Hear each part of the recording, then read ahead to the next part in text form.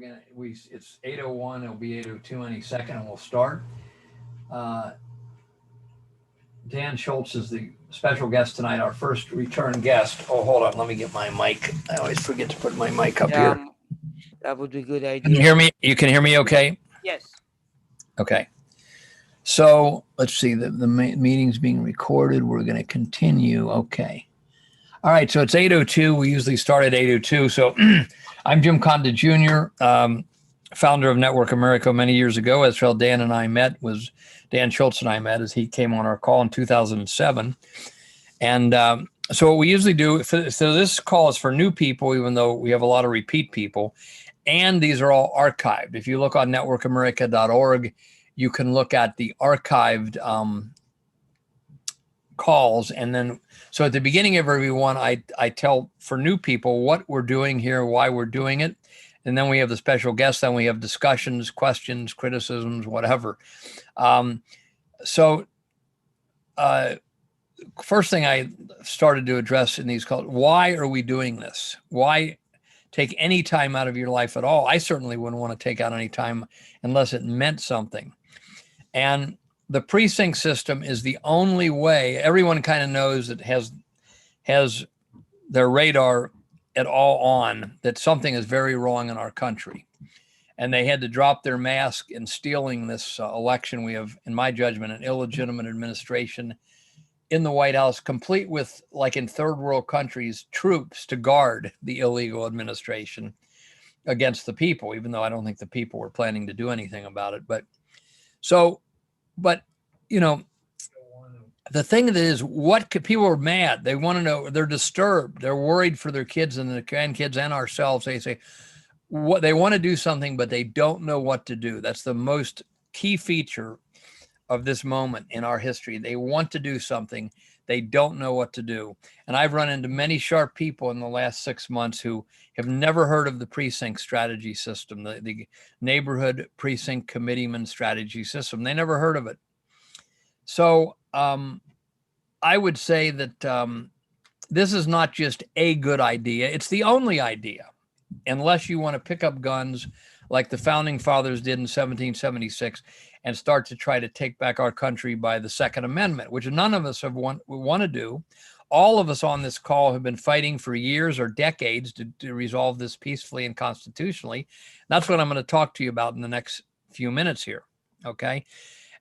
I usually start out by saying I'm miffed or mad at our leaders, the groups I like: National Right to Life, National Rifle Association, the Tea Party across the board, although some of them have hit the precinct thing a little. The conservative groups, the Ron Paul movement, they did not tell the people the one thing we need to know. So, you kind of got the idea. Well, we can write letters. Yeah. Okay. If you got the time and energy to do that, you can go visit your congressman or your councilman. Yeah. Okay. We can go to rallies and scream and go home. I've had fun at Trump rallies, Pat Buchanan rallies in the 90s, Ron Paul rallies. We can do that. But you know what happens when we do that? They wait till we go home and they continue on. Okay. We got a lot of big organizations now. That's what networkamerica.org exists for. We're not trying to be the only group or monopolize a group or even be a group. We're trying to help all the leaders and activists connect with each other, which you can do by signing up on the enter on networkamerica.org. You can hit enter and you can join kind of the Facebook side where anybody can talk to anybody with no gatekeepers. Okay. So that's to help people get in touch with each other. So we're basically told, go to your congressman and beg them, please, Mr. Congressman, please do something for us. Please stand up for the Constitution. Like, we have been treated by our own groups. Of course, the other side doesn't like us, but by our own leaders, we've been treated like we're second-class citizens or little children. We can only come to our congressmen, who are kind of superior beings, and beg them to do something right when nowadays they're already probably bought off or in deals that they can't stand up for the Constitution like most of them intended to when they entered politics.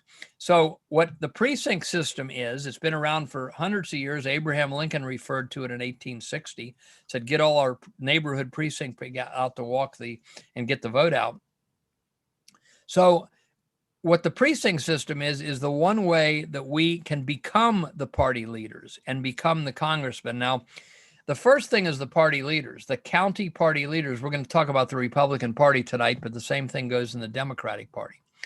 The county party leaders have a ton of power. The precinct people, if we knew what it was, is so powerful. We have an essay on networkamerica.org under more, written by a fellow named Rick Herron in 1988 or so, and it's called The Most Powerful Office in the Land, okay?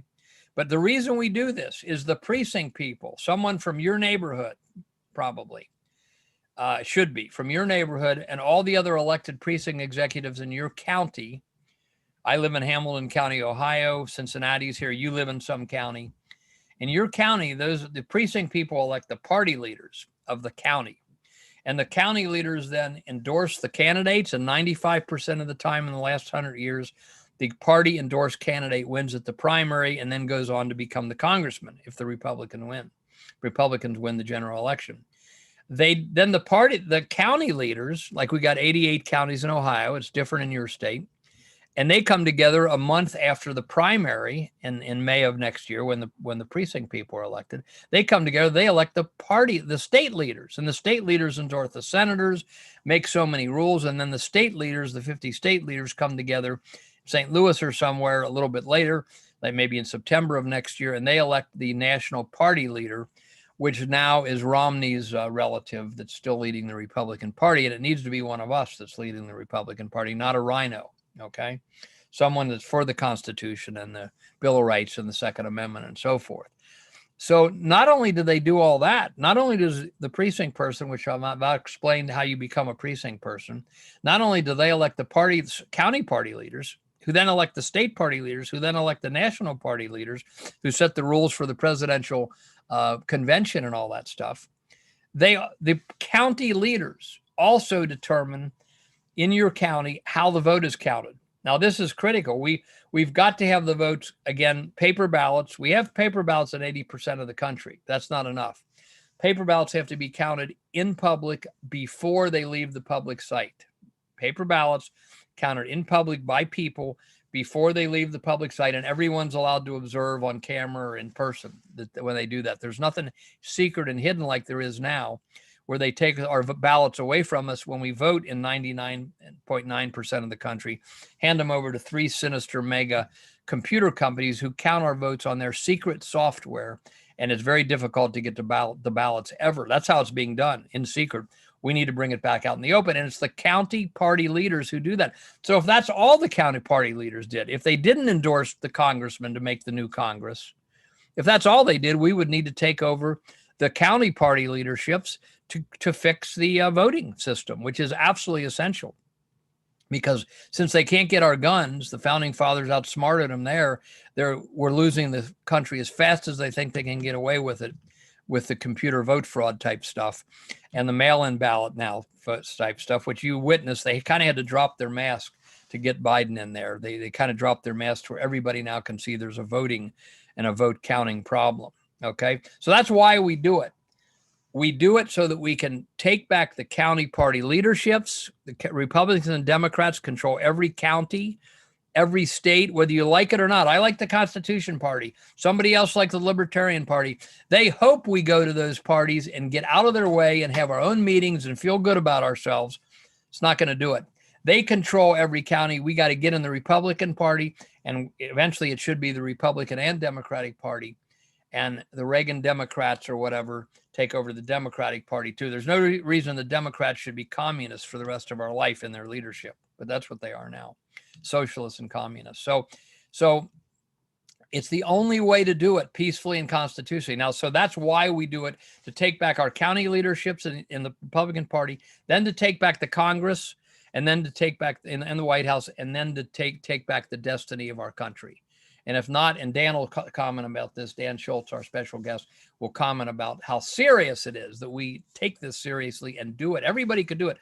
We could do it within a few months. If President Trump called for this and put a few 800 numbers up, which we are hoping to get to him to meet with Dan Schultz and do, we would be challenging the powers that be in New York and DC for control of the country within 6 months. Because there's only 250,000 precincts or so, maybe 400,000 precinct people.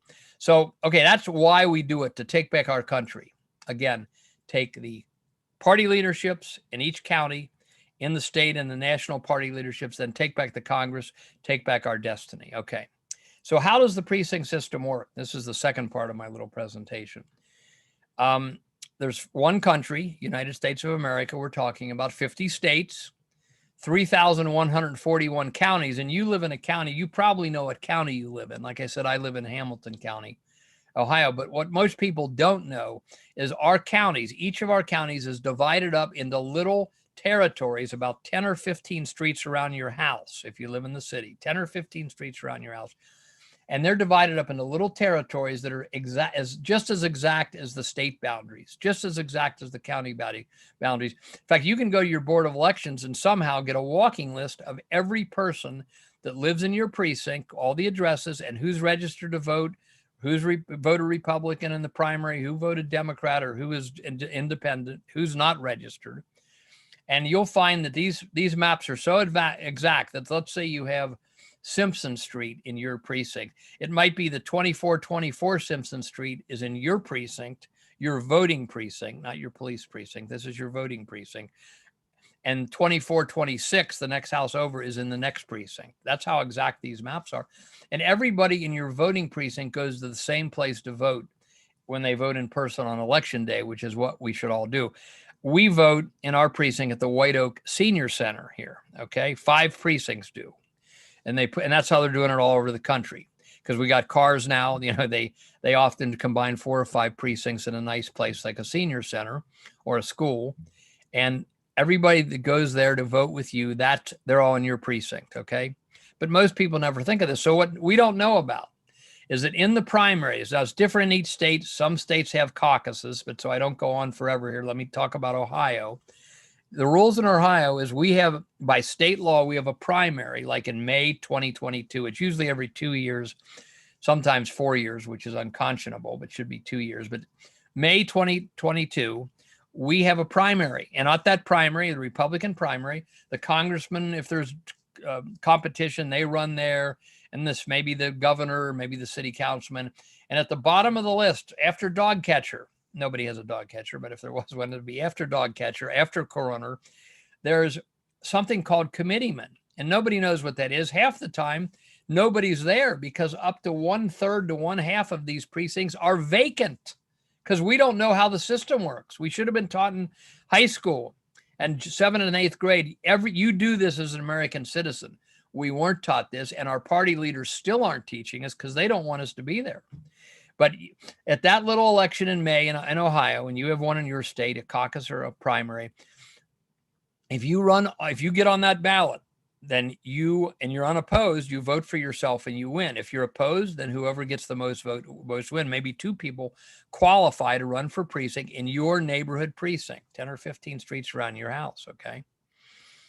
And we like to have 1,100 precincts in Hamilton County, where Cincinnati is. Smaller ones, like we've had Mr. Wiley down in Douglas County, Georgia, take over his county. I think it only had 25 precincts, but he's got just as much of a vote on who the state chairman is in Georgia as anybody else. So, there's different precincts, but all the precincts are 10 or 15 streets around your house.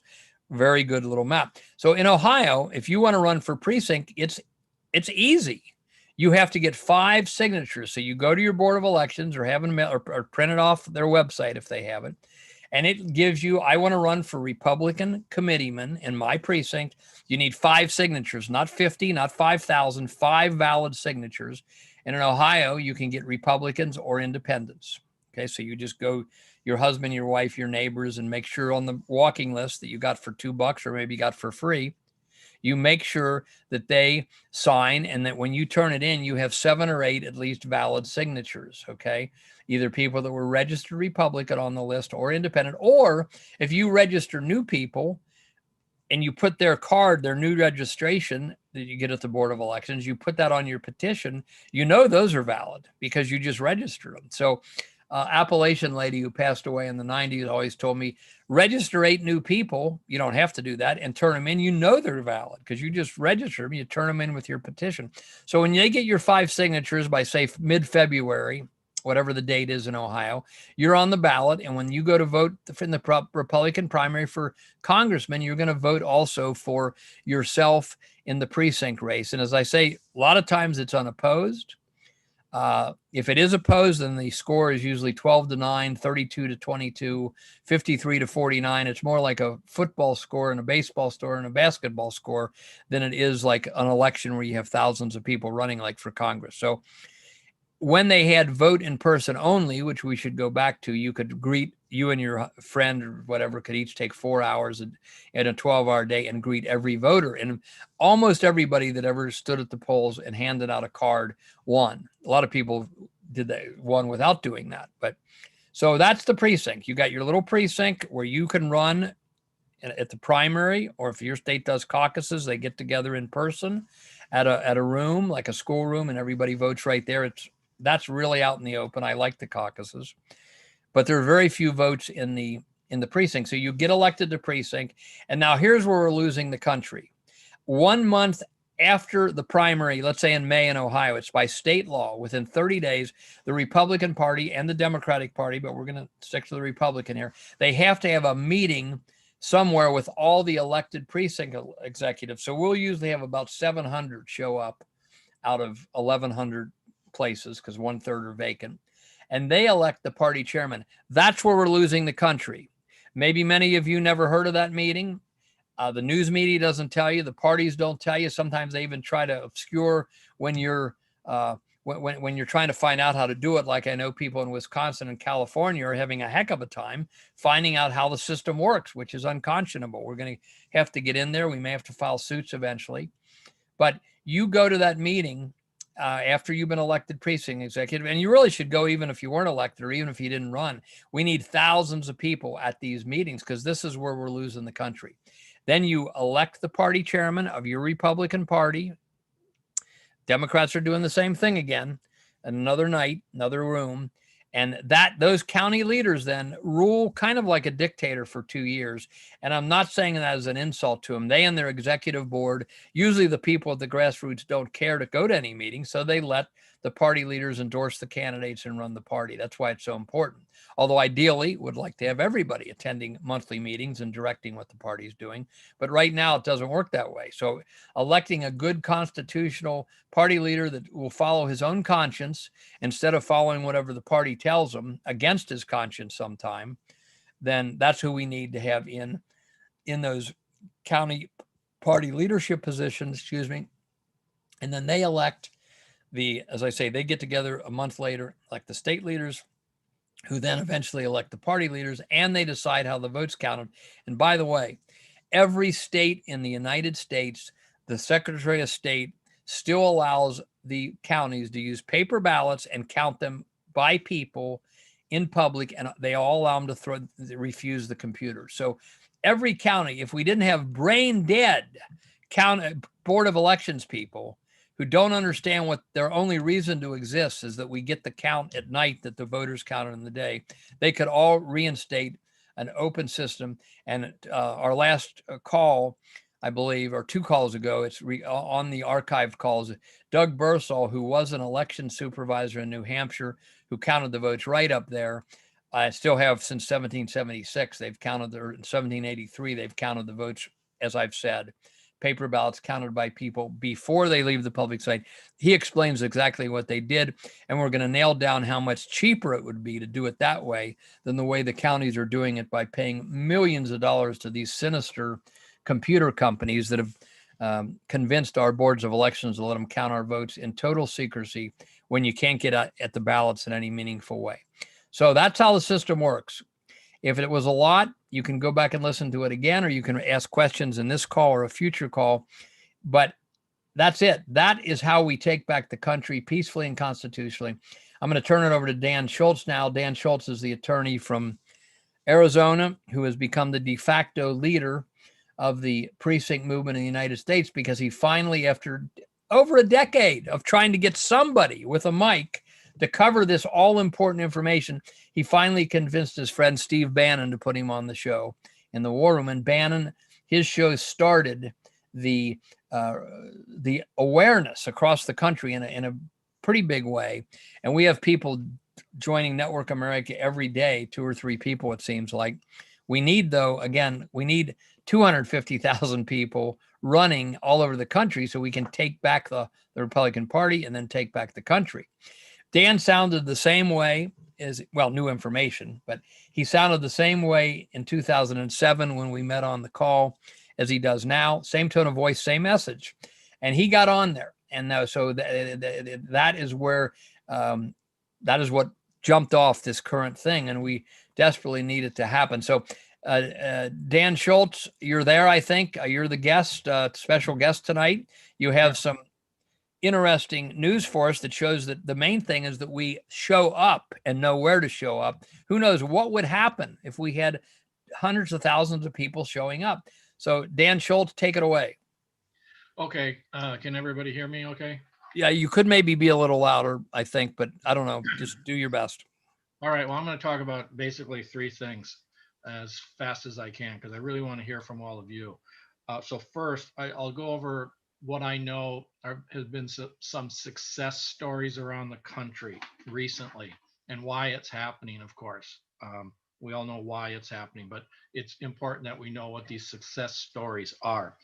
And secondly, I want to talk about, we're at an opportune time right now because people are coming out of the woodwork now. They want to get involved in forcing, demanding audits.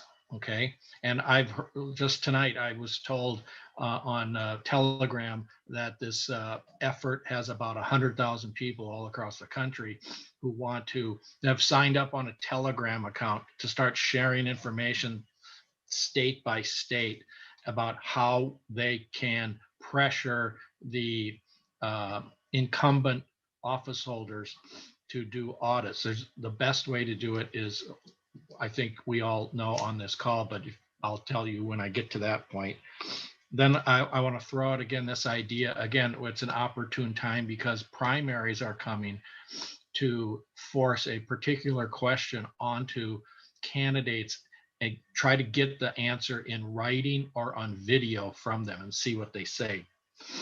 It will help you to evaluate all these people coming out of the woodwork wanting to run for office to challenge the incumbents. This question, though, is for them as well as the incumbents. And then the last thing is I'll share some information about, the end goal, and that is, we got to go back to paper ballots with hand counts, like we heard about on the call earlier. And there are organizations that are bipartisan in the country working toward that. I mean, people on the left and the right want this. And you've seen probably videos of Senator Klobuchar and other Democrats saying, oh, these Dominion machines are bad news and software is bad. We got to go back to paper ballots. Well, yeah, really. So let's join forces with those leftists if we need to, and make sure that I want Arizona, for example, I want those state legislators when they come back into session I'm gonna find model legislation and send it to them and say, this is what we the people want. We want paper ballots. So let's go back to the first topic, the what's happening around the country. So Greenville County, South Carolina, that is Drew McKissick, the chair of South Carolina, the Rhino chairman, pretends to be a conservative. He's a deep state Rhino. He called the Greenville new precinct committeemen, they call them precinct delegates there, lepers, that they are running a leper colony. And anyways, they did a audit of their election, their internal election, the new precinct delegates. They forced that on them, and it turned out it was completely fraudulent. And the 3 officers, including the chairwoman, resigned. And now they're going to hold a new election. And it sounds like there's going to be some good MAGA people, America Firsters, that are going to get elected because they've got a great majority. Then Horry County, the largest county population-wise in South Carolina. I was on a Zoom call last Monday, and I could see the audience, and they asked for a show of hands of all the new people. And 50% of the people in there were new, and they all said it was because of War Room. And so I passed that information on to Steve Bannon. I may have even talked about it on Friday. I think I was on his program Friday. Anyways, then North Carolina, same thing. There's been a huge surge. Georgia, there's been a huge surge. And the reason these three states are the important ones is because they just coincidentally, with my appearances on Bannon's War Room, coincidentally, they were having their caucus meetings. All three of those states have a caucus system, not a primary. And so that's good news. Maryland is having a surge of interest as well. They don't really have precinct committeemen. They have central committee members that get elected by the voters, but that's going to happen, I believe, in the gubernatorial primary this coming year. So and I think it's in the spring. I can't remember all the specifics. New Hampshire, big surge. Massachusetts doesn't have county committees. They have Republican town committees, and they have a state committee. And to form a Republican town committee takes 3 people. So Chainsaw Sue, and who tried to get on the call tonight but was having trouble with her internet connection, and Jen Wright sort of spearheaded that movement, and they found out how to do it. They read the rules, and they found out how to do it. And all you got to do is find 3 people and say, we want to be the Republican town committee. They send a piece of paper with that application to the Massachusetts GOP. And then now they're the town committee, and now they can start recruiting like crazy. And they're doing it. There's a huge surge. It's fantastic. I mean, think of it, the cradle of liberty, Massachusetts, Lexington, Concord, all the rest. And they're doing it there. They're rediscovering how to take back our government. Wisconsin, you mentioned Wisconsin, they pulled the wool over the eyes of all the people in Wisconsin, the Republican Party of Wisconsin. They did away with the election of precinct committeemen. Well, again, people read the statutes. You can go back to it. All you got to do is get enough people to say, we want it. And if you can get a group of people that's greater than the people that are on the county committee, you can become the new county committee. You can apply to be the county because you got more people, right? Majority rules. And so they're figuring that out, and they're moving forward on that all across Wisconsin. Texas is having all sorts of surges as well in various counties around Texas. California, again, California's like Maryland. It's only central committee members, but they do have precincts volunteer structure. And what you do is, like in Maryland, I told them in Maryland and California, what you got to do is build a network of America Firsters. And then when it comes time, California won't have their primary election for central committee members until 2024. Just keep building the network, build a caucus, use California Republican Assembly. And they're doing that as well to do that. That's what CRA is supposed to be doing. All these new people are helping with that. Oregon, Washington, Montana, and Wyoming were the other states that I know where there's been a big surge. But I'm fielding questions, as I know Network America is, of people from all around the country. So all around the country, people are hopping onto this, and it's what we have to do. So now I want to go to this convergence topic, and I sent an email to law professor David Clements has been on Bannon's program recently, and he was talking, I think it was Saturday morning, with Peter Navarro, and someone sent me the clip. And during that short clip, he mentioned me and the precinct strategy and the concept or idea that, okay, we're building this network of people who want to get involved in audits, enforcing audits. Let's now corral those people and introduce them to how they can best send a signal to the state legislators and the county boards of supervisors by filling all the vacant precinct committeeman slot with their warm bodies. That is the best way. And then call them and tell them we want audits. And oh, by the way, I just became a Republican Party precinct committeeman. I just filled a vacancy, and I'm recruiting everybody else who thinks like me. America first, non-globalism, America first. demanding the audits. I'm recruiting every swinging Richard I can find to fill a vacant precinct committeeman slot. That's what we need to do. That is the best way to send a signal. And I believe the reason we got the audits here in Arizona is because that's what enough people were doing. They were already precinct committeemen. They were calling their state legislators. They were saying, get off the dime and make this happen, or we're coming after you. I think that's why it happened. I sent an email to all of them. There's a whole nother subject on that they should have used their plenary authority to, choose rightful electors in the first place. Then we wouldn't be going through this. But maybe this is a blessing in disguise in the long run. So we'll see about that. So I'm going to be working on that. And I want all of you to start thinking about that. If you run into people who say, I want to do audits in your state, tell them, well, are you a precinct committeeman? And they'll say, what's that? And then you explain it to them, and then you recruit them, and then you turn them into, I call a BARM, become a recruiting machine. You recruit them, and then you teach them how to recruit as well. That's what we need to do. We need to get to 100% strength as soon as possible.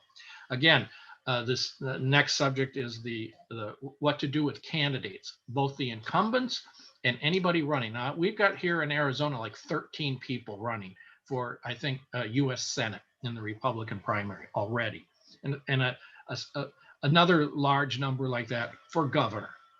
Okay, I know some of the people who are running. I know that they're not precinct committeemen and never have been, but now I'm supposed to, make them my U.S. senator.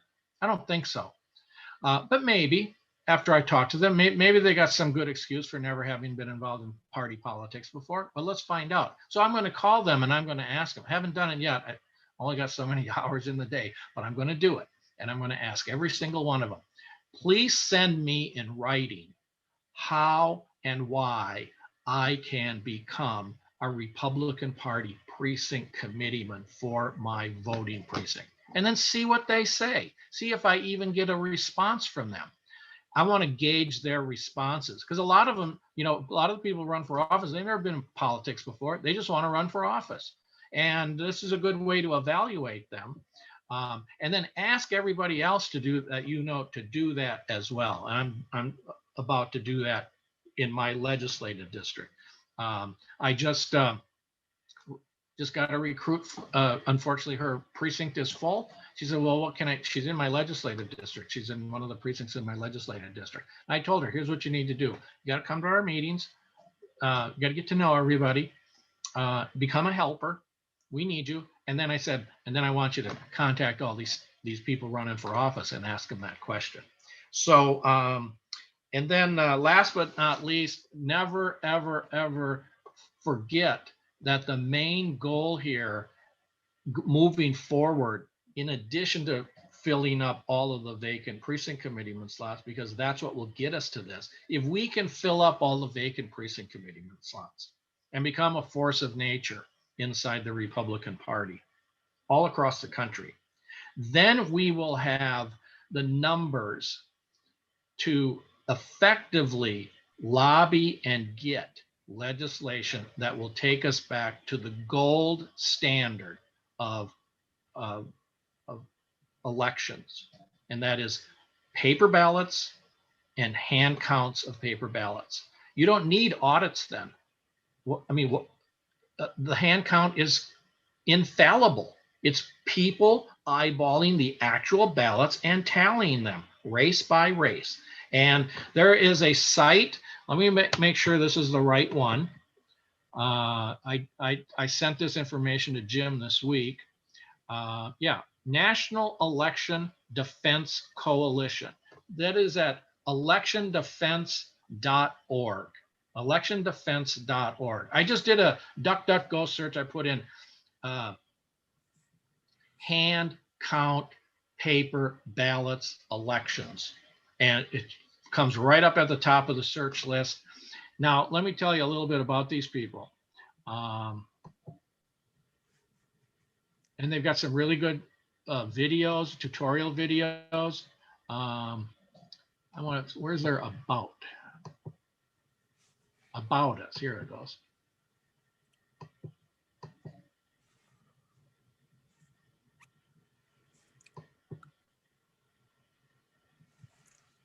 I can't find the list, but they've got, people on both sides of the aisle that are members. It's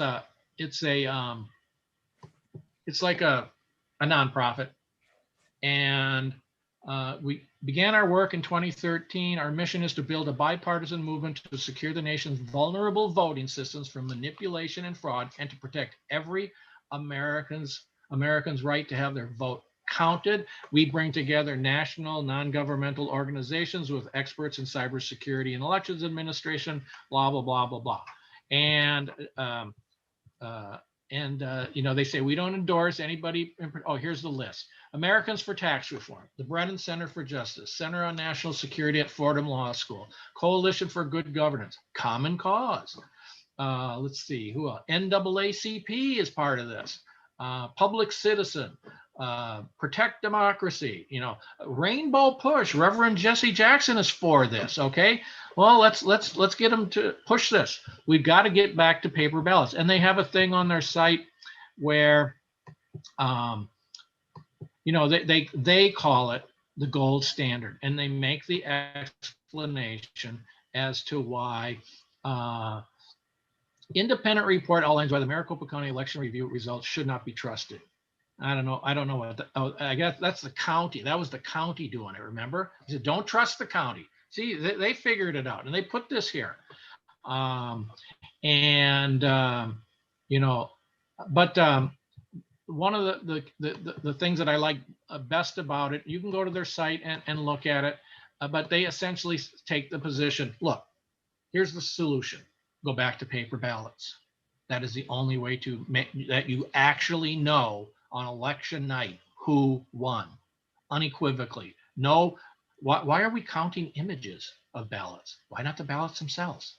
And as we know, as we saw, this election was stolen. Everybody and their dog knows it. Okay. So now we got to fix it. We can't allow this to happen again. And I don't know if you saw the headline.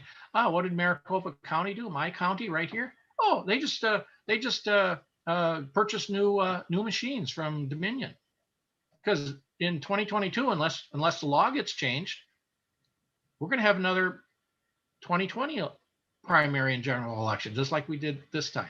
So that's what I wanted to discuss tonight. And let's see, someone sent me a message.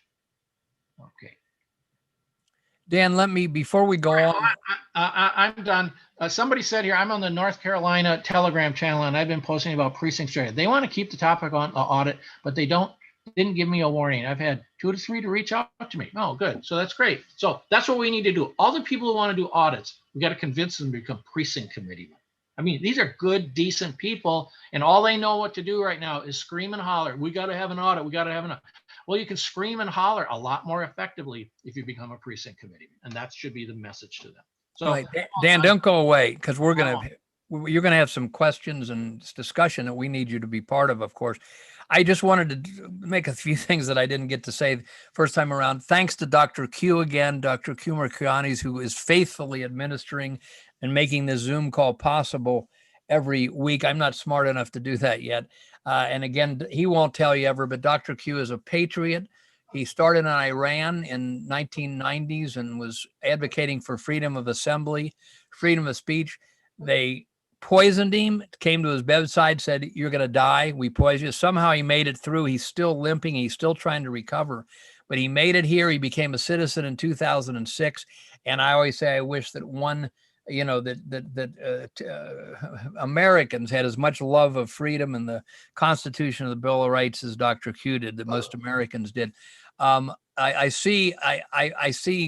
to emphasize something Dan said, and he's going to come back to it probably.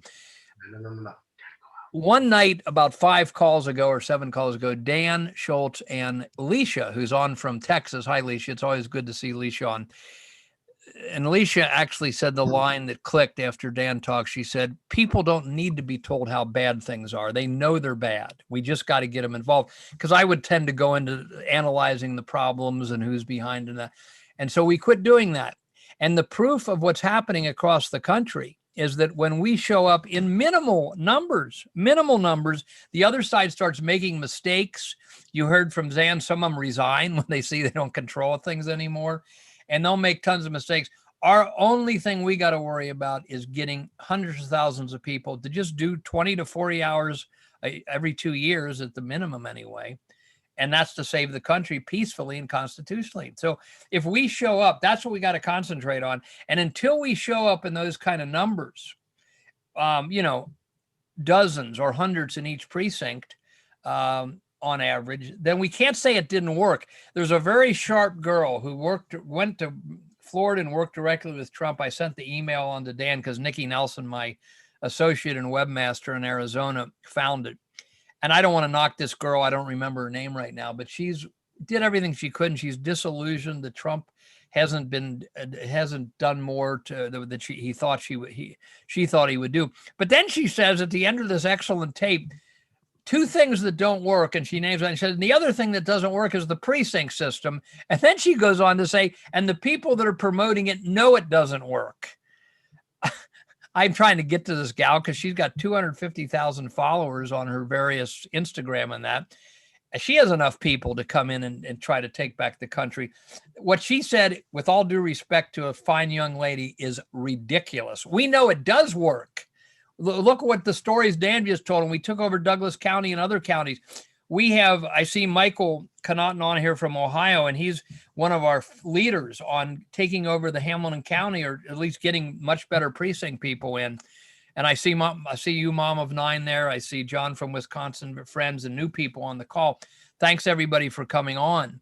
But until we show up as we should in hundreds and thousands in each county, we can't say it didn't work. We can say we as a people did not try it. That's all we can say. It does work. And yeah, there'll be big fights in the big cities, and we'll have some lawsuits. But that's not the main problem. We don't know how many people would fold if we showed up with thousands of people, or how many people that are in there now in the state legislature or the sheriff might come forward and say, I'm with you guys, when they see enough people. As I say, a lot of these sheriffs and congressmen and that who have been betraying the country by going along with the rhinos, a lot of them are going to get to the point, if it keeps going the way it is, they're going to say, I didn't sign up to betray my country and betray my family. And the more of us that are there to help them, the more they're going to get their courage faster, or we just get new people. So anyway, I just wanted to say that is kind of an overview. So it isn't that it hasn't worked. We have not tried it in sufficient numbers enough. And when we show up, who knows what can happen. Always good things happen. I've said sometimes, if we take one step forward, God takes 100 steps forward for us. And I've seen that happen a lot of times. We're trying to get Dan Schultz in front of Trump. There's several people that know Trump who might do this. Dan, who's someone who believes in this, needs to talk to Trump for 20 minutes. And then if Trump will start putting it in his rally speeches and in his messages, we could make this happen in 6 months. That would be challenging the powers that be for control of the country. And I guarantee when one last thing, when Dan and I've talked about it with Nikki Nelson, we've talked about, when all these new groups forming, and the leader, there was one with 20,000 on a call in Florida that somebody told me about. And what was her plan? She refused to let Dan come on and talk for 5 minutes about the precinct. No, don't have time in 2 hours for 5 minutes for Dan to talk about precinct, the only thing that would work. Her strategy was, we're going to come together. We're going to show them we're serious. We're going to stand up for America. Whenever we hear somebody talking like that, we know they're well-intentioned, but they don't know what to do. Yeah, stand up for America. Yeah, let's do that. But that is not the way you replace the party leaders in the Congress and some of us become the party leaders in the Congress. Okay. So who's got a question or any discussion, criticism? Is this a bad night for the call? We encourage criticism or discussion or questions. Q, who's up? Yeah, actually, I am the first person. You're the first person. Okay. Yes. And this is about what we want to do. We want to put an ad at Epoch Times, and many of the Epoch Time managers are my friend. We had some good relationship with them when President Trump was in the office, but then eventually, we both got busy with lots of things that is happening right now. So anyway, like, I know for sure President Trump read that paper. And I know it's just like Wall Street Journal, but it's way cheaper to invest on that. Wanted to, talk about his, open letter to President Trump and how we can Now, do this. you're talking about Dan Schultz has talked about putting an ad in the Wall Street Journal, third page or whatever, which is a good idea. You're saying we can maybe get the money quicker to put an ad in the Times, which Trump reads. So I'm all for that. And Dan could then write an open letter. And Dan also has a book he's written on this, which he'll hold up in the next few minutes here, or tell you what the title is anyway. So that's what you're talking about, is getting an Epic Times, which we can probably do quicker. Did they give you what the price is for a half-page ad or whatever? No, that's what we want to do on Monday. Okay, we're going to call. We're going to make a three-way call. Yes, okay, good, yes. good. Yeah. Okay. And the next person in line is Maria Filton. Okay, Maria, go. Hey, so I'm the one from North Carolina that happened to find the Telegram channel and ended up on the North Carolina Audit Channel. And there's a lot of interest there. So I've been trying to promote the precinct strategy. And fortunately, I heard Dan on the War Room. I went to the Republican Party county party meeting starting in January, and I was able to become a precinct chair pretty quickly and easily. They're very friendly and MAGA here, and we are still looking for more. But what a few of us decided to do is we have a whole half of our county that's very rural and suburban. And because Greensboro is a city, there's a lot of concentration on that city and it's heavily Democrat, but the outlying areas are rural and more Republican. So we were fortunate to find a venue that was free. It's on private property that allows us to have meetings. And we had our first voter meeting last month and we had 70 people. The party was ecstatic because they were just, most of them were voters, local voters. We're having another one, and we are fortunate to have our lieutenant governor coming on Tuesday to our meeting. So we've been pushing to get voters to come to that. So my point is that, becoming the precinct chair is the first step, we realize, but then, we don't have an election in our area until next March. So it's a lot of time in between. So what we've been trying to do is reaching out to people who are mad and don't want to vote anymore, or who think nobody cares about what's happening out here, because we have a lot of farms out here. And we've also got the Republican Party to sign up for a table at a local fall festival that's very out in the country kind of thing, to do voter registration and do that kind of stuff. So what I see from the old party members, that they're wonderful people. They put tons of time in and they spend a lot of time at meetings, but the meetings are all themselves. They're not. And then, when new people come in, those people join the meetings. But I see our focus as reaching out to the voters. We need to get these voters sitting in their homes wondering what the heck's going on and what do I do? I don't know.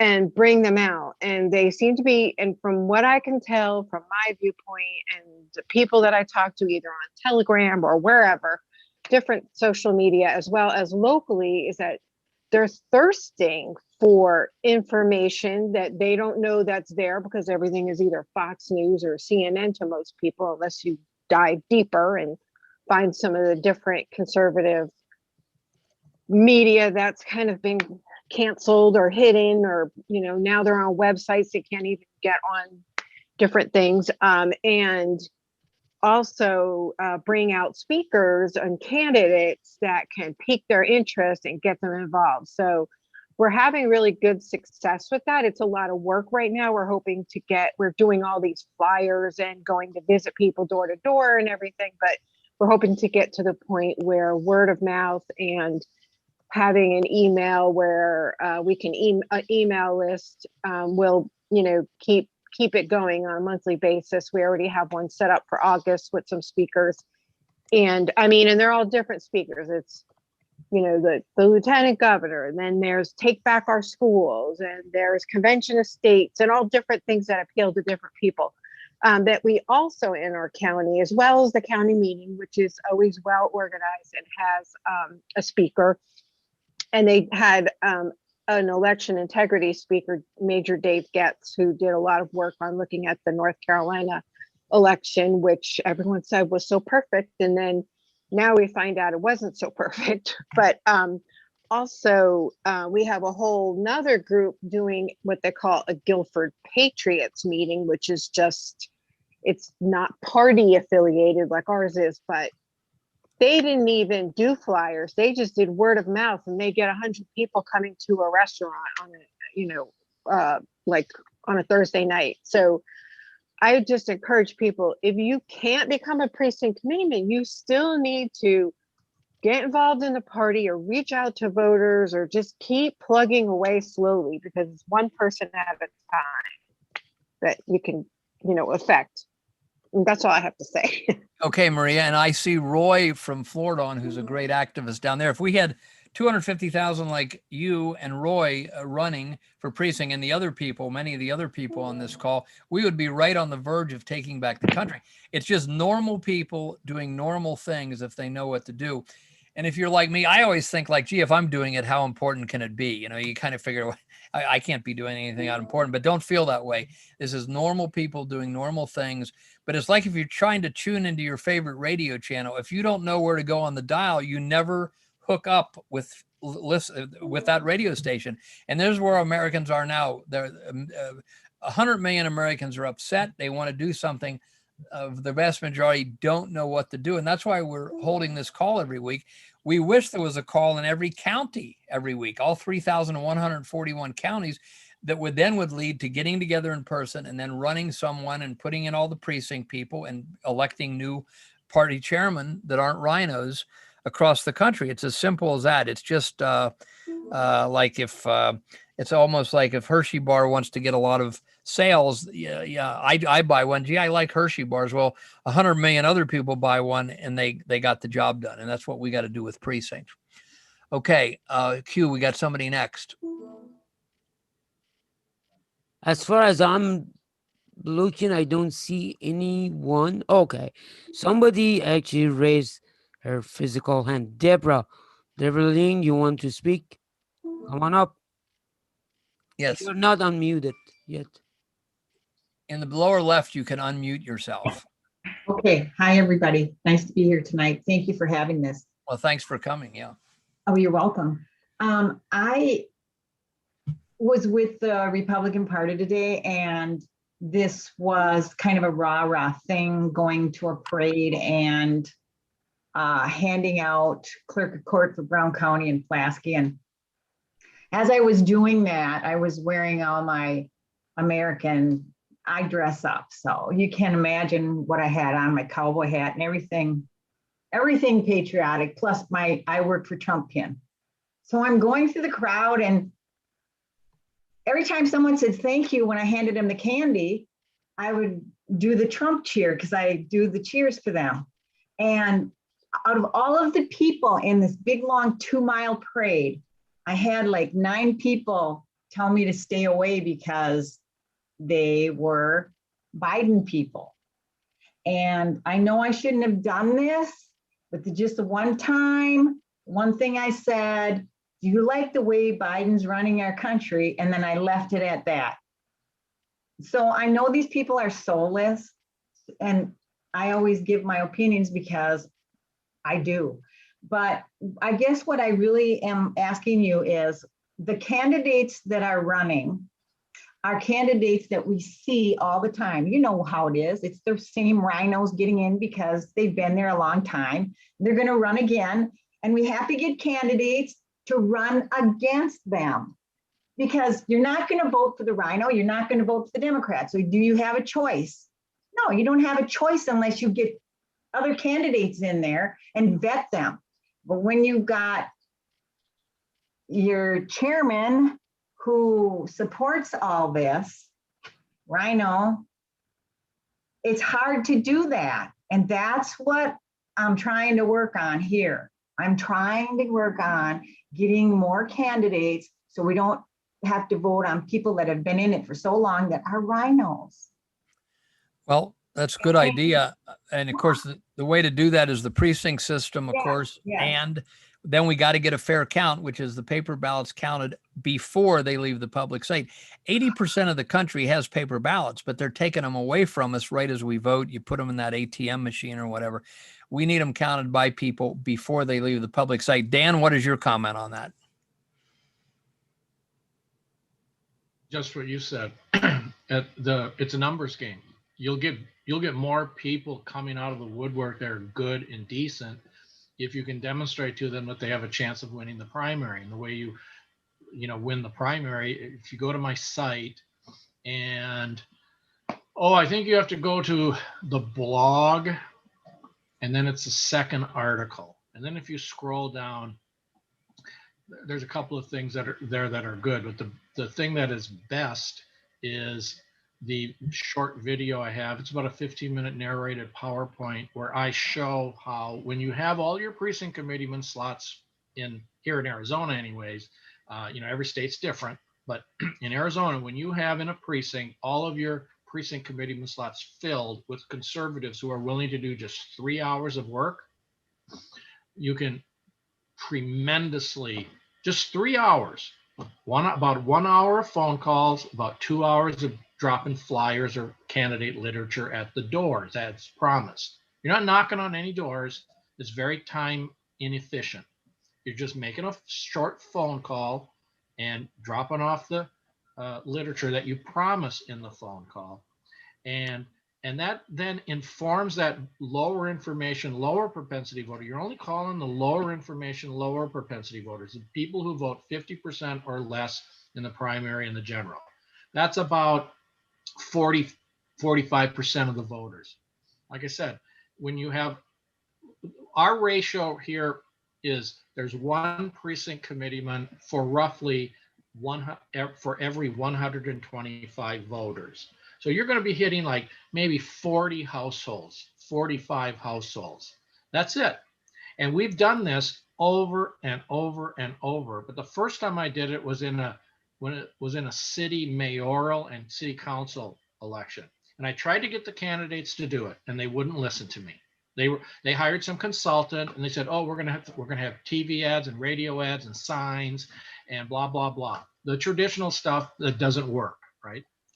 And so two of the candidates did get to the runoff, but in my precinct, two of the three that we were trying to help, in my precinct, after the primary, it wasn't the primary, it was the election, but then it had to go to a runoff because nobody got 50% plus one. So after the initial election, I looked at the Republican turnout numbers for all of the precincts in Tempe. At that time, I live in Tempe, Arizona, and ours was double what it was in the average precinct. So the average precinct, this is all in this video, was about 22% was the average. We got something like 42 or 43%. If they'd have done that in every election, these candidates, they would have won outright, okay? But they didn't. So then two of them went to the runoff. We tried to get them to do it again. Oh, no. They were so much smarter. They were actually going to knock on, there are conservative Democrats who will come out and vote for us if we tell them who we are. I said, there's not a Democrat in Tempe who will ever vote for anybody but a Democrat, okay? It's supposed to be a nonpartisan race. But everybody who was going to vote knew who it was. And we informed the lower information, lower propensity voters who the good Republican candidates were. And again, we doubled the turnout as compared to the others.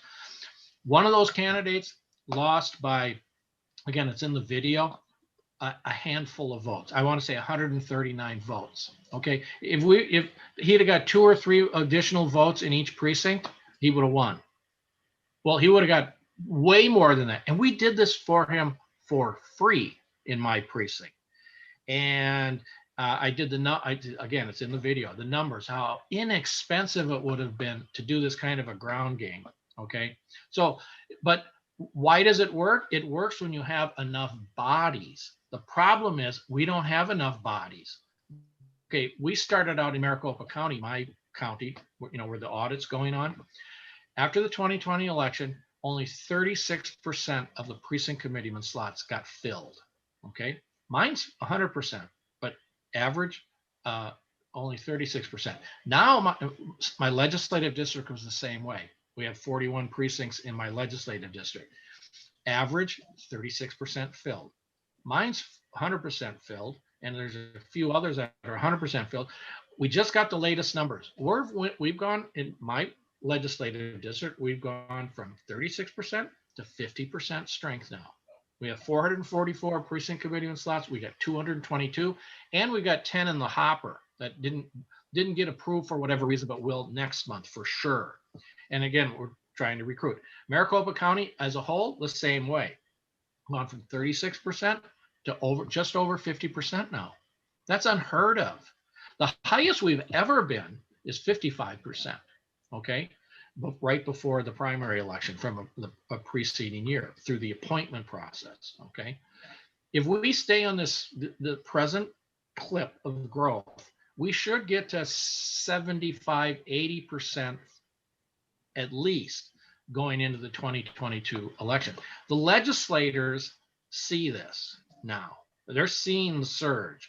And that's why I said earlier, they're getting off their duffs, and they're at least trying to do some things like this audit, making sure that it happens. But I want to force the issue. I want to get to where by December, we're all near full through the appointment process. And then we can get all of these new precinct committeemen to call their state legislator and say, I became a precinct committeeman because I want you to go back to write legislation and get it passed and get it done. We have a Republican governor, we have a Republican House, we have a Republican Senate. You better get this done.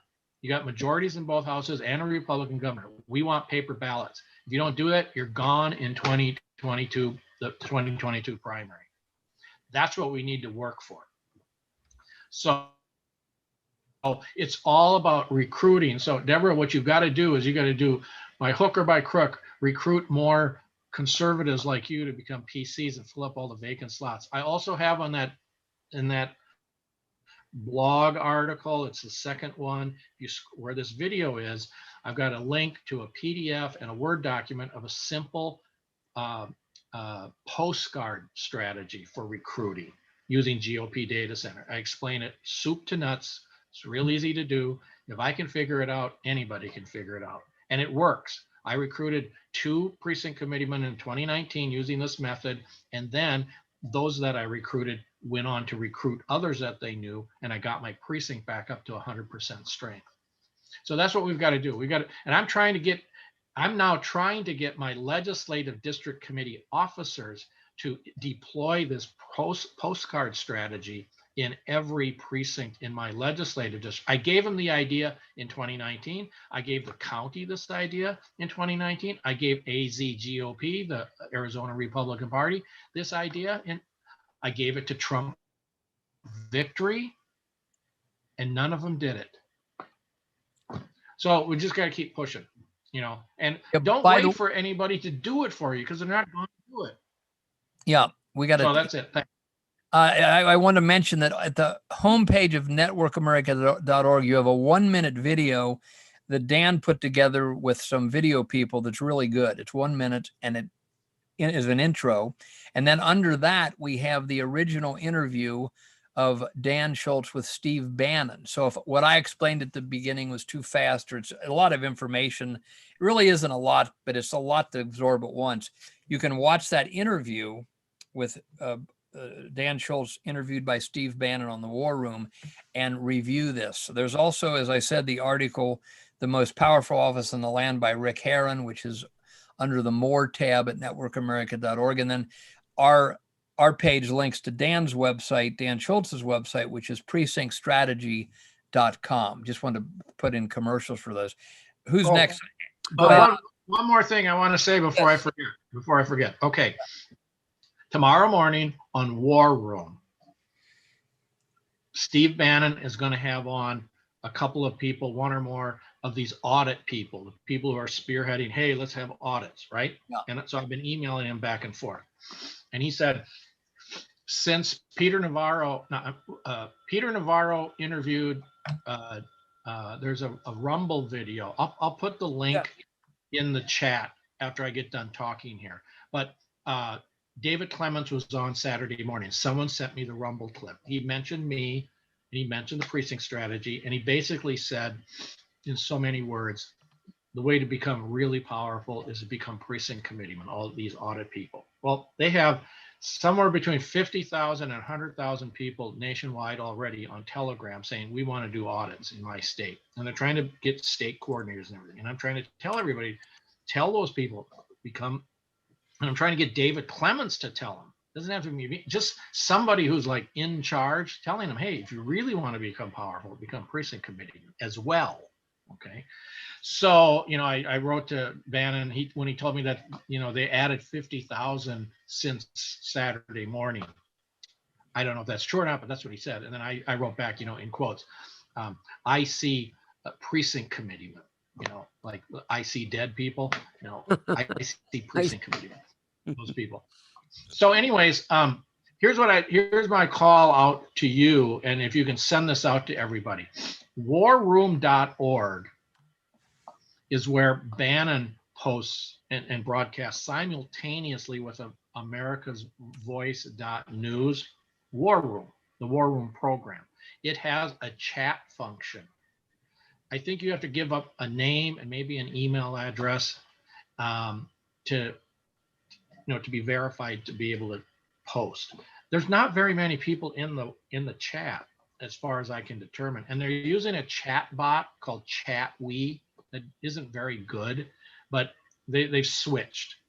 Anyways, here's the call to action, action, action, action, which really should be political action, political action, political action, is this. Please go to warroom.org tomorrow morning if you can, while it's happening, and go into the chat and say, hey, I'm a precinct committeeman, and I think these audit people would be much more powerful politically if they became precinct committeemen, because the legislators and the county boards of supervisors will really take notice then. And then put www.precinctstrategy.com or put precinctstrategy.com if you want, if you have time.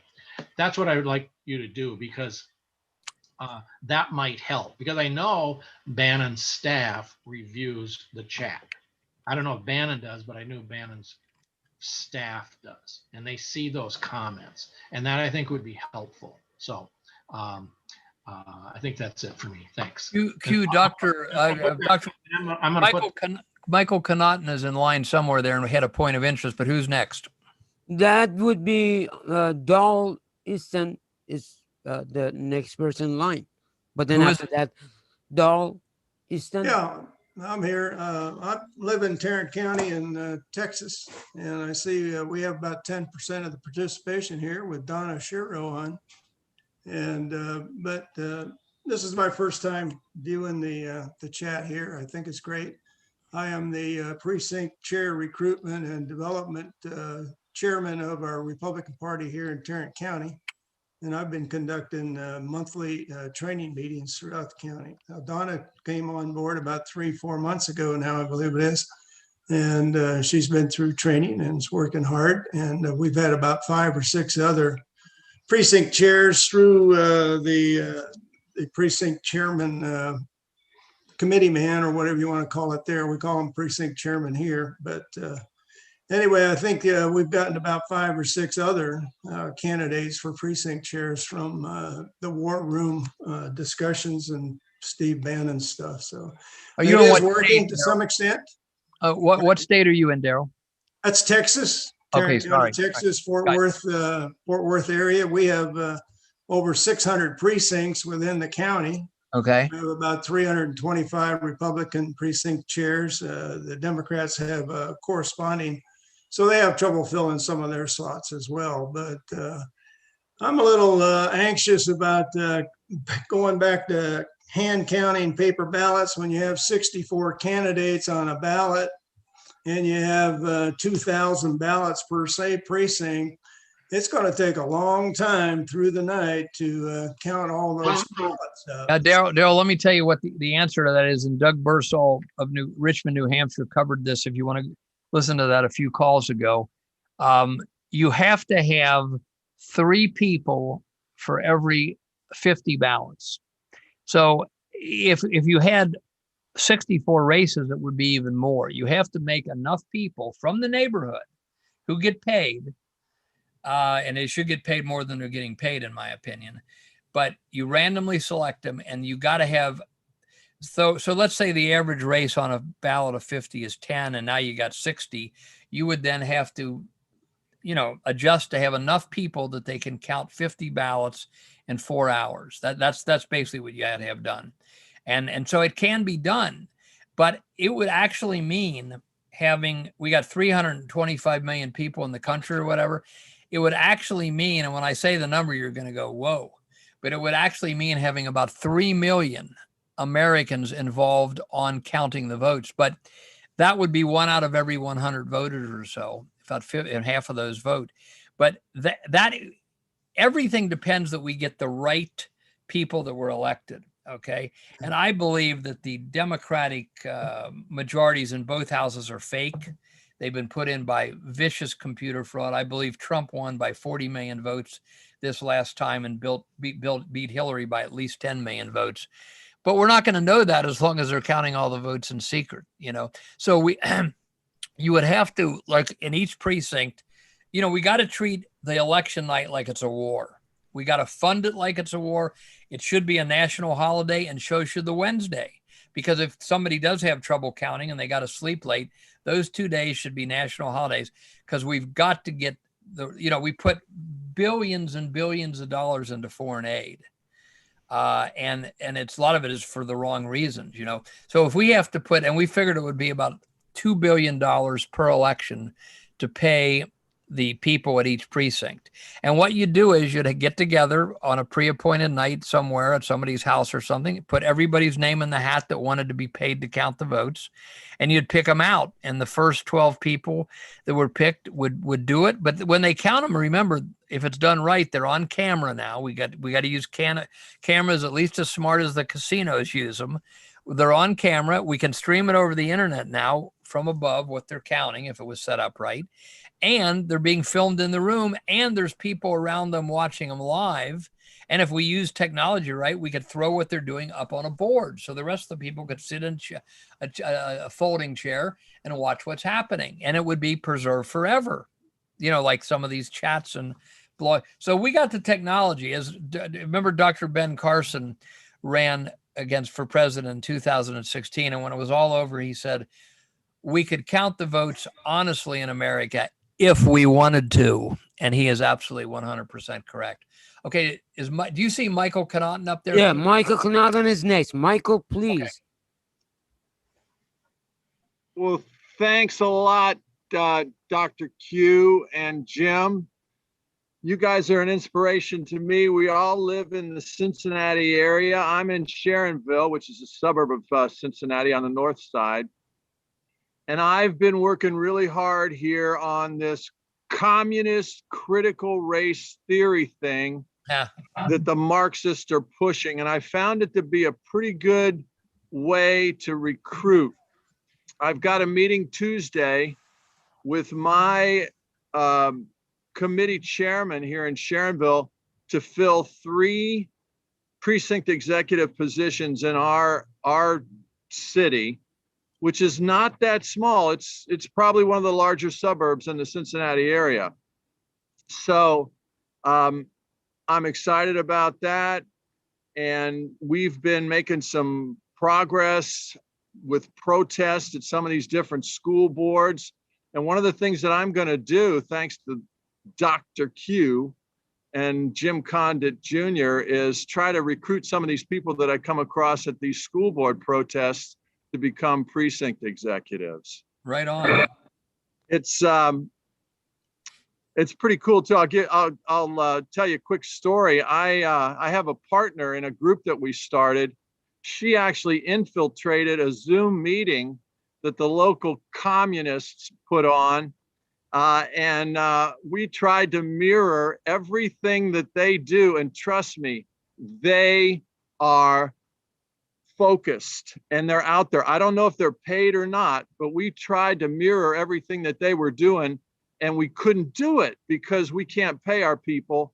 And so we've migrated over to education, voter integrity, lobbying, and now I'm going to bring in the precinct executive part of it to the group. So yeah, that's pretty much all I Hey, Michael, say. I wanted to tell everybody that Nikki Nelson, who is the, one of the definite, if not the guardian angel of the Patriot movement, we have set up this on Network America, the Facebook side.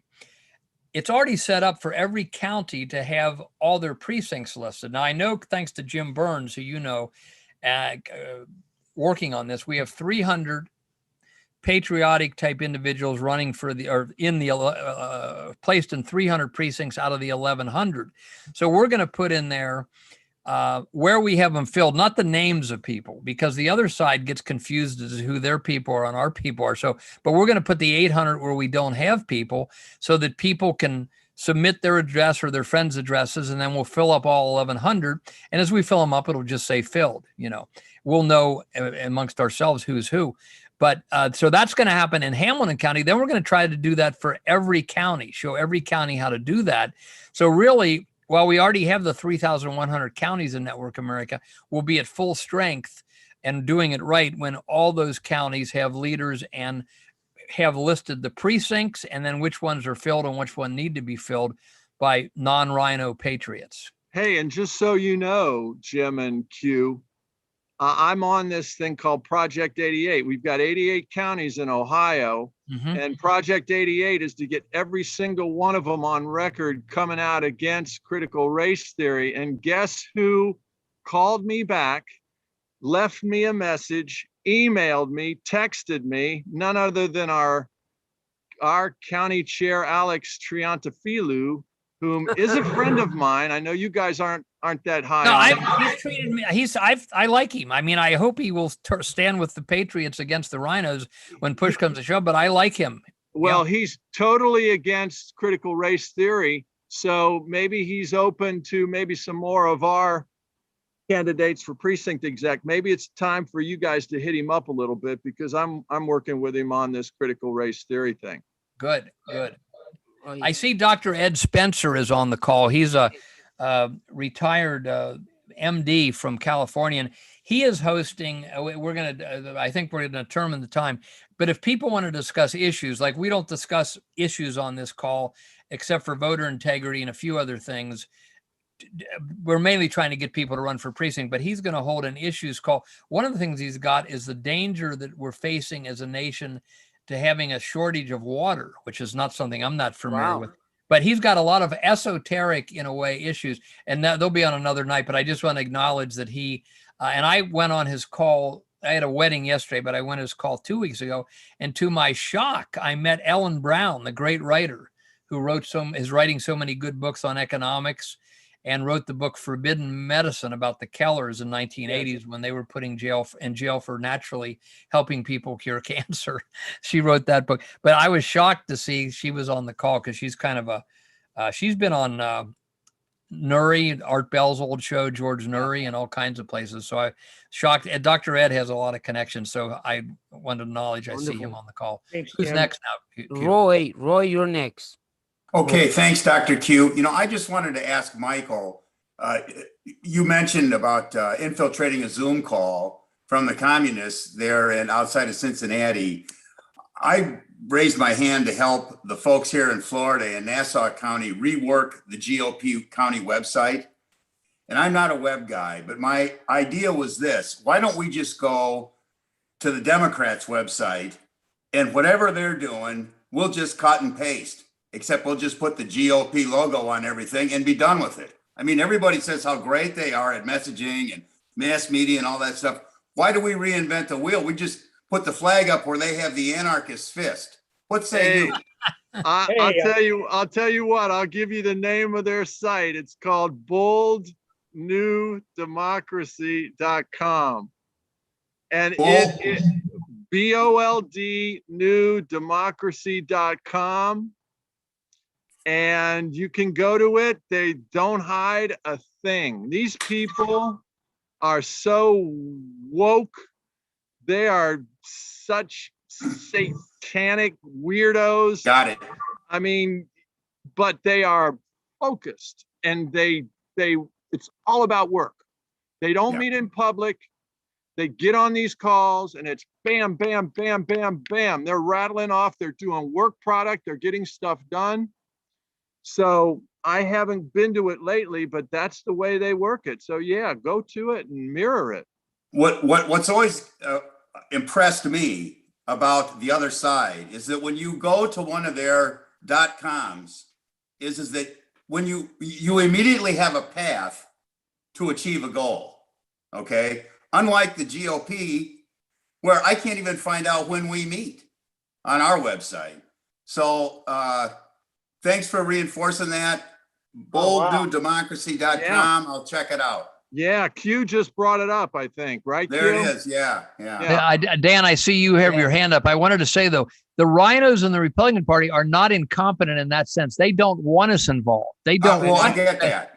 Okay, Yeah, I get that. I figured you probably did, but they don't want, and the powers above them in the state and national don't want us involved. Dan Schultz has his hand up there. Go. Yes, Dan Schultz.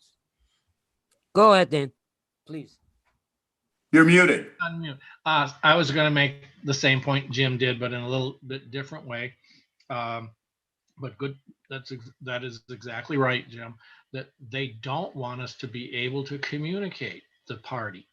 Now, somebody sent me today, I think it was Craig Yu is his name, on the newspill.net precinct strategy group site. He sent me an email and he said, hey, here's a link, or maybe he did it by Proton Mail, but regardless, he sent me a link to somebody had done a recent survey of all the available software that's out there for winning elections.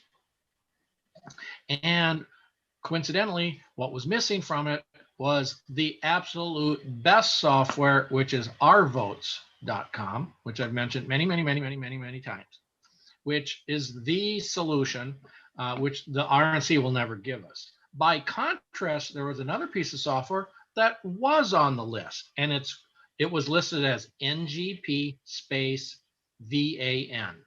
I don't remember what NGP stands for. I think that's the name of the company, but VAN is Voter Activation Network, which is an umbrella name for the real guts, which is called Vote Builder. Vote Builder is the original Democrat version of Our Votes. And Vote Builder is installed at the state level, the state party level for the Democrats. It's funded by the Democratic National Committee, okay? And they Howard Dean, as dumb as a box of rocks as he is otherwise, saw the power of allowing the Democrat precinct committeemen to communicate with one another. So they went ahead with it. And then Steve Adler had a 5-year non-compete agreement. He kept the source code and revamped Vote Builder into Our Votes. Took it to the RNC. RNC saw what it could do and said, no, we're not interested, because it empowers the precinct committeemen. The Democrats, the other thing that they did during the Obama campaign, the original campaign, when they got a contact from somebody, I want to I'm a donor. You write a $20 donation. They sent out an email to that person and they asked him this: what else can you do for our party for winning the election? What else? They actually asked. They didn't send out a thing and say here, check the box if you want to do this. They asked the person, what can you do to help? And then they sent a response in, and then they said, well, terrific. And then they tried to pigeonhole that person, because everybody has an idea. What can I do?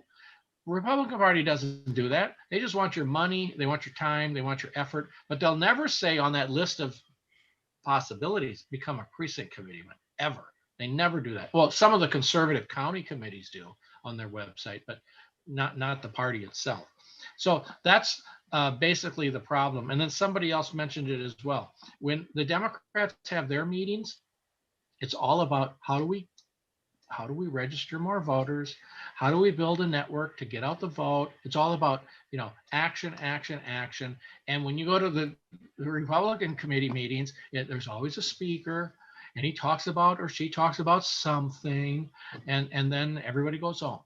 And it's never about how to recruit more precinct committeemen, how to register more voters, and how to get out the vote. That's never discussed. And so I've been on a county committee. I've been on the Maricopa County Committee under several different chairs. One of them was really good. Actually, a couple of them were not rhinos and were really good at that stuff. We did talk about that stuff. We tried to get our legislative district committee chairs. We had 20 legislative district committee chairs on that county executive committee to do that. But unfortunately, a lot of the elected chairs were rhinos. And they weren't interested in having the title. And like I said, going into 2020, the most important election in our lifetime. Remember that? It's the most important. Maricopa County, where the hotbed is right now for the audit. Our Republican Party was at 36% strength going after the primary election, going into the most important election in our lifetime. And if you really want to have some fun, go to azgop.com, azgop.com, and see what's there. It's been like that for 3 months. Cut to the chase. There's nothing there. There's no information on our website, thanks to Kelly Ward, our state chairwoman. So No, they don't want. There you have it. And when we get in, that'll change. Rick Herron, 30 years ago in 1998, Rick said, we're preparing to win the debate. They're preparing to win the war. And there's a lot of truth in that. We've already won the debate. They have nothing if you debate them, generally speaking, but they're preparing to win the war with, by the action step that Dan is saying. Now, many of you have heard this before, but we got some new people on the call. So I like to praise everyone for being involved in this fight. Sometimes it seems like we're even just beating over the head our own people, and they're the ones that care, because enough's not being done. But we all can't rest on our laurels. We can't rest, but I want to thank you all. And I've quoted a few times this, which those of you who are on every week have to endure again. But there's a country song called Cowboys and Angels. Dustin Lynch, I think, is the guy. I finally looked up who sang it. Part of the lyrics are, I don't know why he's singing to his girlfriend. Don't know why don't know why her path crossed mine. Accident or grand design, or maybe God just kind of likes cowboys and angels. So to all you cowboys and all you angels on this call, you're on the side of the angels, and I thank you for being willing to stand up and do something at this critical moment in our country. And I also usually, the Lord of the Rings, those of you who've seen it, the hobbits are outnumbered. They keep moving though, and at the end things happen, and a lot of things come to their aid at the very end when it looked hopeless. So we are the hobbits. The hobbits must keep moving. We're the hobbits. The hobbits must keep moving. And I tell the story that in 1994, I was up at a priest I knew who passed away, Father Gruner. I worked for him for 3 weeks. And we were sitting around, about 5 or 6 of us after supper one night. And we're saying Clinton was in. Oh, this is going bad. Boy, Clinton's doing this. Boy, that doesn't look so good. Finally, Father Gruner said, listen, if we work as hard as we can and we pray as hard as we can, then God will do the rest. And I always say, I believe that, and I hope you will believe that too. Because no matter how bad it looks, we will win in the end. And with God's help, we will win in the end. And it might look not so bad, but even no matter how bad it looks, keep moving for what's right. And we will certainly, the good will certainly prevail. Anybody else up there, Q? I just want to leave everyone with one piece of advice. Okay. keep on trumping. Okay. Wonderful. Thank you so much, Michael, and also Alicia. I don't see anyone requesting. Okay, so we are at 9:30. We generally, I have to go on another call tonight called the, or Watch the Vote USA call, which we've had also on Sunday night for over 10 years. If anybody else has anything to say, feel free to say it. And if not, at some point we'll close the call down here. But Dan, Dan go ahead. wants to speak. Yes. Dan maybe wants to close, have some closing comments here, or what, maybe not closing. Go ahead. Yeah. So as you know, I've been mentioning that we have this new site that Robert Beatles and his crew from pill.net. He's a 10% original investor in gab.com. Same thing with pill.net. He's a cryptocurrency guy. He's a good guy, Christian. He became a precinct committeeman he's in Washoe County, I believe, which is where Reno is. He resides in Reno, and he also has a place in the Bahamas. Lucky him, right? Mhm. Anyways, he's a great guy. He's about 40, 3 grown kids. Maybe one is just turned 18. Him and his wife and one of those children still live in Washoe County. Again, if that's the name of it, I don't remember. But they all became precinct committeemen. And he recognized that, like, Network America, fantastic site, has a chat feature and everything. You can share documents and stuff. Well, we wanted to build something similar, and he's building it. And we're up to like 310 users right now. And the thing that's coming now it was supposed to have been here on the 16th. It was supposed to have been here a week prior to that. Now it's going to be maybe tomorrow. But the bottom line is this, this site is going to allow us, I'm crossing my fingers, to be able to do the following. You log in, you create a user profile, and then let's say that you, just like Network America, by the way, I believe, everybody who put the name of your state and the name of your county in their profile, you'll be able to search for them and then find them and then start communicating with them. Also the name of your precinct. So what I'm planning on doing once it's up, because right now you can't do much. You can kind of chat. There's some chat threads, and there's some bugs in the system, and it's not working the way it should be yet, but they're working out the bugs. And remember, they're doing it for free. So I can't complain about delays and all that. He's doing it for free. This is coming out of his back pocket. Okay. But the thing of it is, what I want to see is this. Oh, I see Mark Knowles just joined the call here from Oregon. He's been helping with this project as well. The idea is this, just like with Network America, we can do it on both platforms. We can do it on multiple platforms. We can do it on CloudHub. We can do it on MeWe. We can do it on, what's the other one? Gab, which I mentioned. The idea is this. Oh, someone put up a t-shirt thing. Great idea. Oh, by the way, if you want to get this t-shirt. Yes. I'm actually trying to make it for you. War Room PrecinctStrategy.com. Yes. Yeah, good to put a website on I it. don't make any money off this t-shirt. Yes. Steve Bannon said, you go ahead and use that if you want to, no problem. My friend who's a fellow precinct committeeman in Florida makes these, also mugs. Do I have the mug here? Yes.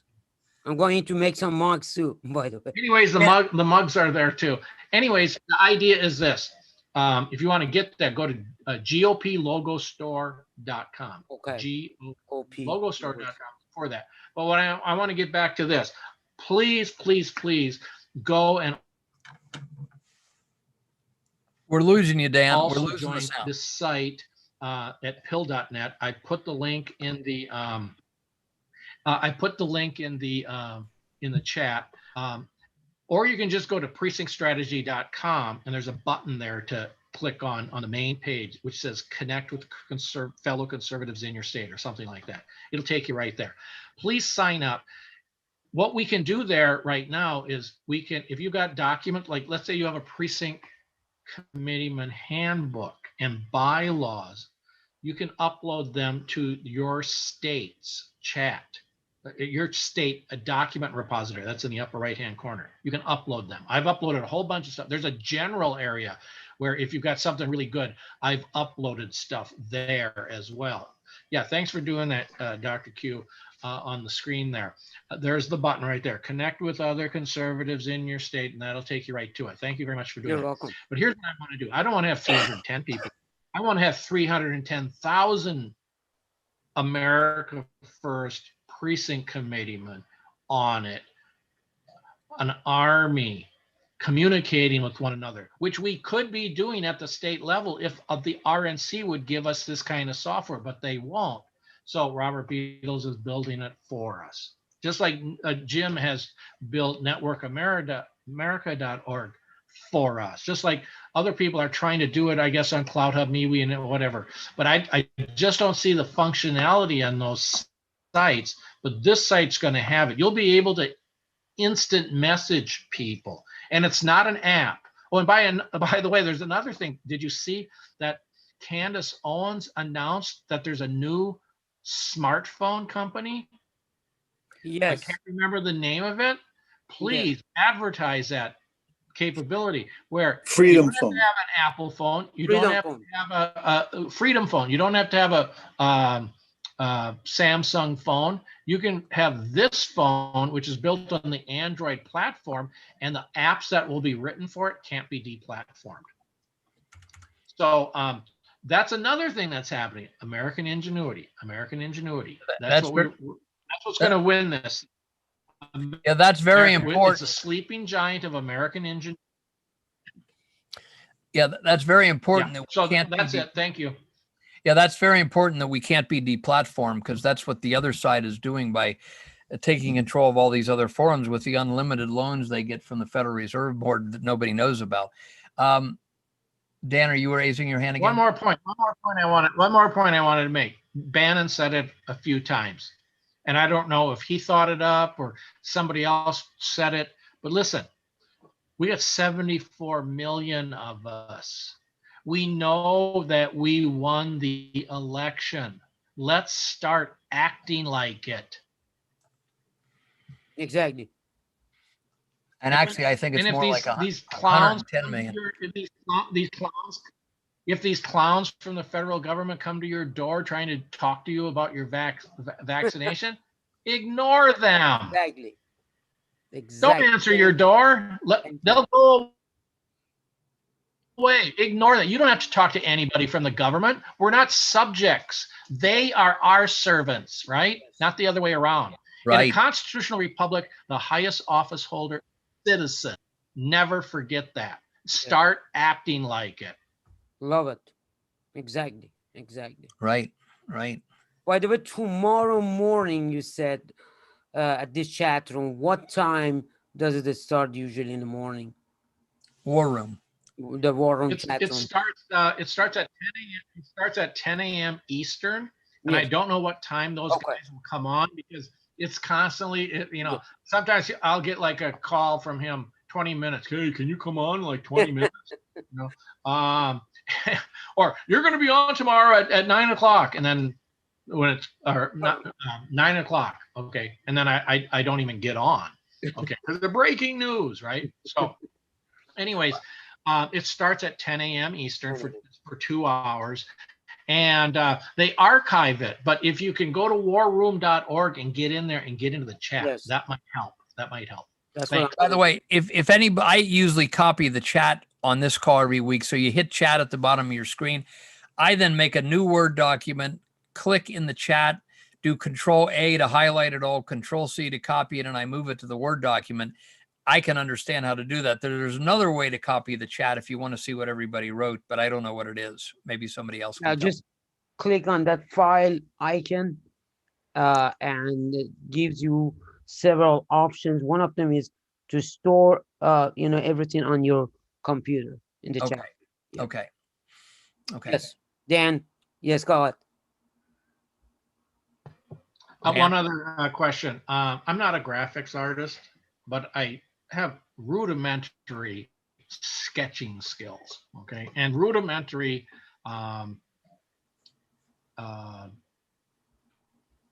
PowerPoint slide create skills, which I generally forget because I don't use PowerPoint enough to remember it. But here's what I need. I have a really good that I've run this thing by a few people. Are you guys familiar with that cartoonist named Ben Garrison? Yeah. It goes by Gur Graphics. He's terrific. And my friend Robert David Steele has used him for some graphics. Yes. I need a graphic artist of that style, or who can create something in that style. I have a simple one-page graphic which shows how Donald Trump, if he put out the clarion call to Trump supporters to become precinct committeemen, graphically, what they would then do in terms of getting out it goes from upper left-hand corner down to bottom right-hand corner, and graphically how they would go about reaching the lower information, lower propensity voters, and then win the election. And making the phone calls, delivering the literature. I need a graphic artist to do that because I don't have the time or the talent to make it look pretty, but I have a sketch of it. So if anybody knows of a graphic artist who wants to volunteer to create that, and believe me, if they create it, I will make that person famous. Okay. I can do that actually. I'm not bad with So it. if anybody on the call knows a good graphics artist who would be willing to do it pro bono and then be made famous because of their skills, please send them to me. Okay. I might be able to do it personally, but yes. I'm mostly a filmmaker, but I know a little bit about graphic design too. Especially, I love that style. And Dan, this is Mark speaking. If you give me the direction of what you're looking for, I might have an answer for you. Okay, Mark. I'll send you after the call the sketch. Great. Thank you. Thank you. Also, if you want, you can actually email it to me too. I mean, let's find out who does it better, and it's drq@mail.com. What? Mail.com? Yeah. Okay. It's very easy. drq@mail.com. Okay.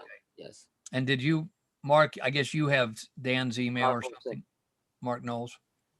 Yeah, yes. Dr. Q, thanks. I got it. I'll send it both to you and to Dr. Q, and so that you both have it, and then you guys can collaborate. Yes, okay. Exactly. And let's make a graphic artist famous. Yes. Yeah. And again, the reason for these calls, people sometimes at the end of this call said, what was the purpose of this call? So if we didn't make it clear, I think we did, but if we didn't, we want you to learn what precinct you live in. First of all, you can call the Board of Elections. Don't have to give your name, or if they got a website, put in your address. It'll tell you, I live in Green Township Y precinct, Hamilton County, Ohio. You live in one. And then to use calls like this, or the website, like Dan mentioned, or Network America, or however you can do it, to get in touch with other real people in your county, then get together in person. We've had a few get-togethers here in Hamilton County towards getting enough people to run, to have enough people to dominate what happens in the party, or to ensure what happens in the party. And then you get together face to face, and then you run, and then if you get enough people elected, you go to that basically secret meeting in your county about a month after the caucus or primary, and elect a good party chairman that is going to stand up for principle against the party if the party is advocating the wrong thing. That's the problem. It isn't so much that all these people, if we sat down with them for dinner, would say, I hate what you guys stand for. They may not. But if they got themselves in deals, or if their job depends on caving in when the party rhinos tell them what to do, they're as useless as if they were against what we're doing. So we got to put people in there that are not able to be compromised when push comes to shove, and will vote for their conscience and the true principles of freedom when push comes to shove, not cave into the rhinos because their brother's job depends on it or something. So that's the purpose of the call and the purpose of all Yes. these websites we're talking about. Anybody else up, Q? No, that, basically this is the end of the call, I guess. Okay, well, good. It's 9:45, so we'll let everybody go. Thank you all for attending. Thank you, Dan, for being the special guest. And thanks for everybody that made comments and listened and so forth. So we'll be back next week, 8 p.m. We might have Boone County, Kentucky. Some good guys took over Boone County, Kentucky. And so we may have one of them on as the party chairman or his assistant on to tell what happened there, because we're trying to show people across the country this does work, it can work, and here's some people that are succeeding. And if you look back at our past calls on networkamerica.org conference call, our video conference call archives, you can hear all the guests we've had, some of which have already taken over their county. So, Yes. okay, well, Dr. Q, thank you. Thanks to everybody. We'll be back we'll be back next week at 8 p.m. Eastern time, 5 p.m. Pacific time.